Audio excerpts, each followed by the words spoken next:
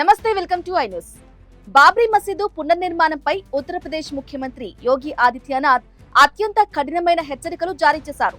పశ్చిమ బెంగాల్ కు చెందిన ఒక్క నేత బాబ్రీ 2.0 నిర్మిస్తామంటూ చేసిన వ్యాఖ్యలపై యోగి నిప్పులు చెరిగారు. ప్రళయం వచ్చే వరకు కూడా బాబ్రీ నిర్మాణం అనేది జరగని పని అని, ఆ కలలు కనేవారు కాలగర్భంలో కలిసిపోతారని స్పష్టం చేశారు. యోగి చేసిన ఈ కయామత్ వ్యాఖ్యల వెనక ఉన్న అసలు కారణాలేంటో ఇప్పుడు చూద్దాం. అయోధ్యలో భవ్య రామ మందిరం కొలువు తీరిన తర్వాత కూడా బాబ్రీ మసీదు అంశం రాజకీయాల్లో మళ్లీ చిచ్చురేపుతోంది.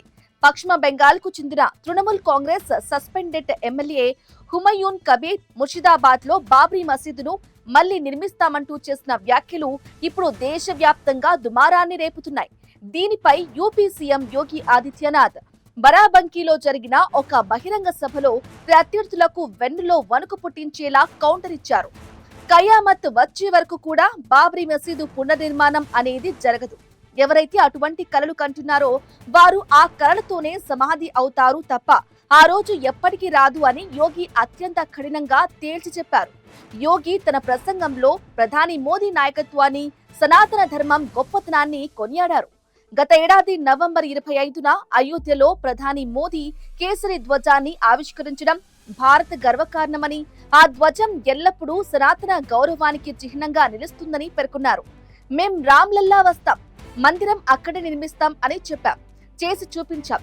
ఈ డబుల్ ఇంజన్ సర్కార్ ఏదైనా చెబితే అది అమలు చేసి తీరుతుంది అని ఆయన గర్జించారు. విభజన రాజకీయాలు చేసే శక్తులను తమ ప్రభుత్వం ఉక్కుపాదంతో అణచివేస్తుందని, సనాతన ధర్మం ఎప్పుడూ ఐక్యతను, శాంతిని బోధిస్తుందని యోగి గుర్తు చేశారు. ఈ వివాదం వెనుక రాజకీయ వ్యూహాలు స్పష్టంగా కనిపిస్తున్నాయి. పశ్చిమ బెంగాల్లో ఎన్నికలు సమీపిస్తూ ఉండటంతో ఓట్ల ధృవీకరణ కోసమే టీఎంసీ నేతలు ఇలాంటి వివాదాస్పద వ్యాఖ్యలు చేస్తున్నారని రాజకీయ విశ్లేషకులు భావిస్తున్నారు. యోగి తన ప్రసంగంలో పరోక్షంగా సమాజ్వాదీ పార్టీని కూడా లక్ష్యం చేసుకున్నారు. గతంలో యూపీలో ఒక వర్గం ప్రజలను భయభ్రాంతులకు గురి చేసేవారని, కానీ ఇప్పుడు అరాచక శక్తులకు తావులేదని స్పష్టం చేశారు. బెంగాల్ నుంచి మొదలైన ఈ బాబ్రీ 2.0 వివాదం యోగి ఆదిత్యనాథ్ ఎంట్రీతో ఇప్పుడు సరికొత్త మలుపు తీసుకుంది. హిందుత్వ ఎజెండాను మరోసారి బలంగా చాటి చెప్పడం ద్వారా యోగి తన మార్క్ రాజకీయాన్ని ప్రదర్శించారు.